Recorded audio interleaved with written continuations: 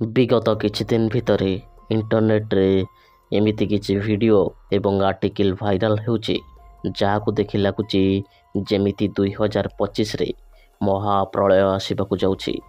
कौन हेउछि समुद्र रे कौन 2025 रे समुद्र पूरा दुनिया को ध्वंस करदेब। तेबे चलंतु जानिबा समुद्र भितरे हेउथिबा एई हलचल संपर्क रे केवल आपणक निज चैनल रहस्य ओडिया रे। अन्य कथा जानिबा आगुरु आमको आग जानिबाकु हेबो ओरफिश विषय रे। ओरफिश एमिति एक माछ अटे जहार वर्णना जापानीज किंबदंती रे मिली थाए। जेबे जेबे ओरफिश समुद्र को छाड़ी कूल को आसी थाए तेबे तेबे महाप्रलय देखा जाई थाए। एई प्रकार अनेक थर इतिहास रे मध्य घटी सारिछि। एते पछको जीवा अपेक्षा आमे किछि वर्ष तळकू अर्थात 2011 रे घटिथिबा घटना विषय रे बुझिबाकू चेष्टा करिबा। 2011 रे 20टी ओरफिश जापानर अलगा अलगा जगार देखा जाइथिला।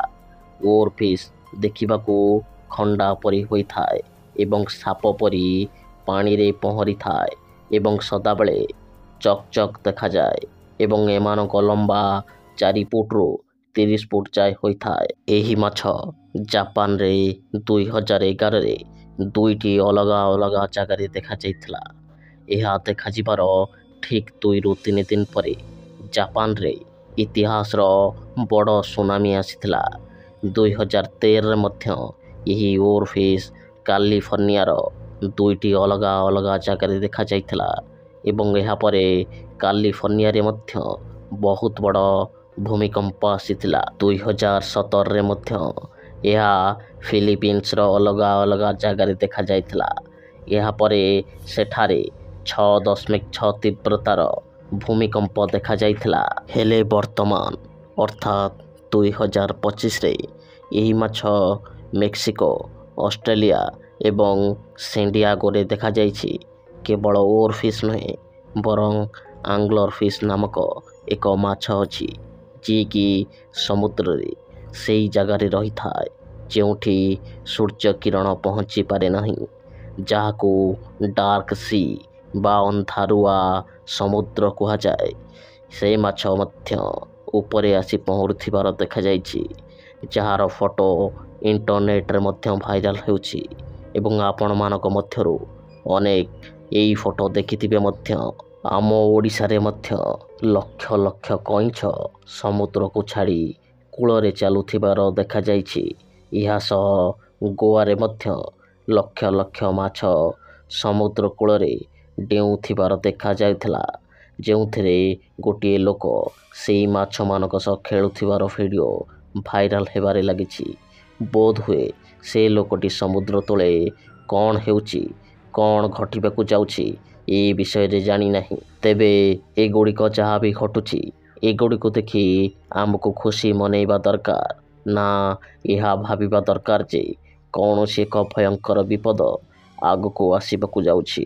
वैज्ञानिक मानक अनुसारे यह तेबे घटी थाए जेबे समुद्र तलर तापमात्रा रे परिवर्तन घटी थाए।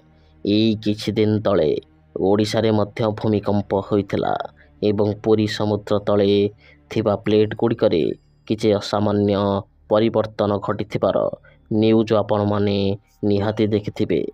जेतेबेले समुद्र तल गरम होई जाए सेतेबेले एई माछ गुड़िक गभीर समुद्र छाड़ी समुद्र उपरी भाग को चली आसीथांते।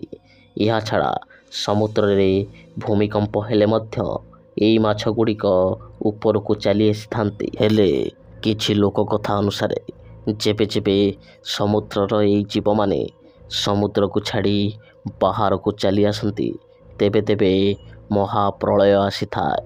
यह व्यतीत पौराणिक मत अनुसारे यह तेबे घटी थाए जेबे समुद्र तले थिबा दानव जाग्रत हो जाई थाए। तेबे यही दानव किए अटे कौन आपण गडजिलार नाम शुणिछंती? यह उपरे एक फिल्म मध्य बनी सारिछि। यह एक एमितिका सामुद्रिक दानव अटे जी कि एते बड़ अटे कि ଯାହାକୁ ଯୁଦ୍ଧରେ ସାରା ଦୁନିଆର ଶକ୍ତି ମିଶି ମଧ୍ୟ ହରେଇ ପାରିବେ ନାହିଁ।